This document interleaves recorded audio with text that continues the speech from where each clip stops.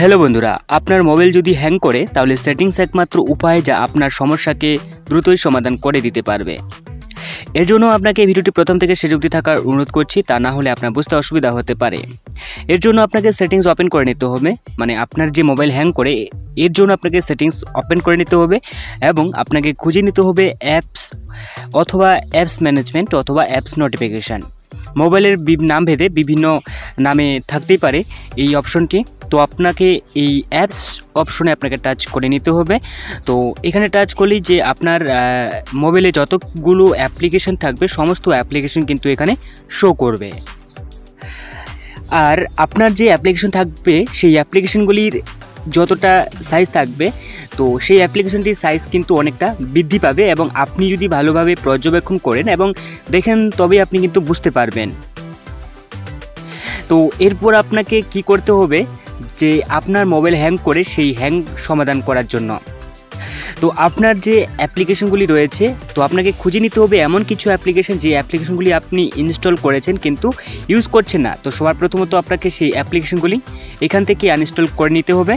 এরপর আপনাকে খুঁজে নিতে হবে যে কোন অ্যাপ্লিকেশনটি সবথেকে বেশি এমবি নিয়ে রেখেছে, মানে আপনার যে স্টোরস রয়েছে এই স্টোরস কিন্তু সময়ের সাথে কমতে থাকবে, কারণ যে অ্যাপ্লিকেশনগুলি রয়েছে এই অ্যাপ্লিকেশনগুলি কিন্তু আপনার যে স্টোরস সেগুলি কিন্তু তারা নিয়ে নিচ্ছে। মানে যে অ্যাপ্লিকেশন থাকবে সেই অ্যাপ্লিকেশনটি রান করার জন্য তাদেরও কিন্তু এমবি প্রয়োজন, মানে স্টোরস প্রয়োজন। তো এর জন্য কিন্তু আপনার যে মোবাইলে যে স্টোরস থাকবে সেই স্টোরস কিন্তু তারা নিয়ে নেবে। তো এর জন্য কিন্তু আপনার মোবাইল হ্যাং করে সাধারণত তো আপনি কি করবেন, যে কোনো একটি অ্যাপ্লিকেশনের উপর টাচ করে স্টোরসের মধ্যে টাচ করলেই কিন্তু আপনি দেখতে পাবেন যে ইনি কত এমবি নিয়েছেন। তো আপনাকে ক্লিয়ার করার জন্য ক্লিয়ার ক্যাচ এবং ক্লিয়ার ডাটা আপনি করে নেবেন। যদি আপনি কোনো অ্যাপ্লিকেশনই ডিলিট না করতে চান, আনইনস্টল করতে না চান, তাহলে কিন্তু আপনি এইভাবে ক্লিয়ার ক্যাচ এবং প্রত্যেকটি অ্যাপ্লিকেশনের উপর ক্লিয়ার ক্যাচ এবং ক্লিয়ার ডাটা করে নেবেন। তাহলে আপনার যে স্টোরস থাকবে সেই স্টোরস কিন্তু অনেকটা বৃদ্ধি পাবে, মানে আপনার যে মোবাইলের যে স্টোর সেটা অনেকটা বৃদ্ধি পাবে।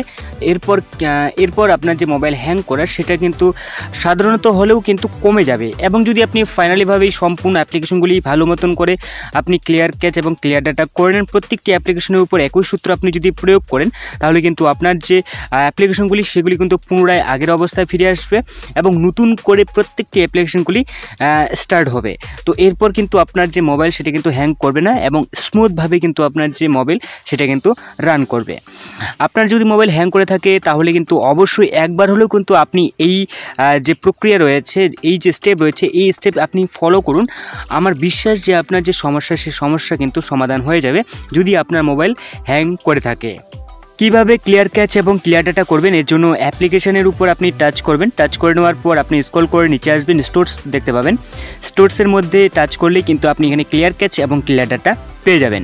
তো এইভাবে কিন্তু আপনি ক্লিয়ার ক্যাচ এবং ক্লিয়ার ডাটা করলেই আপনার যে সমস্যা, মানে প্রত্যেকটি অ্যাপ্লিকেশনের উপর করলেই যে আপনার সমস্যা সেটা সমাধান হয়ে যাবে। তো এই ছিল আজকে ছোট্ট একটা ভিডিওটি ভালো লাগলে অবশ্যই লাইক কমেন্ট শেয়ার করতে থাকবেন। আর আপনি যদি চ্যানেলটি এখনও পর্যন্ত সাবস্ক্রাইব করে না থাকেন তাহলে চ্যানেলটি সাবস্ক্রাইব করার সাথে অল নোটিফিকেশন অন করে রাখবেন। দেখা হচ্ছে পরবর্তী নতুন কোনো একটি ভিডিওতে, ততক্ষণের জন্য বাই বাই।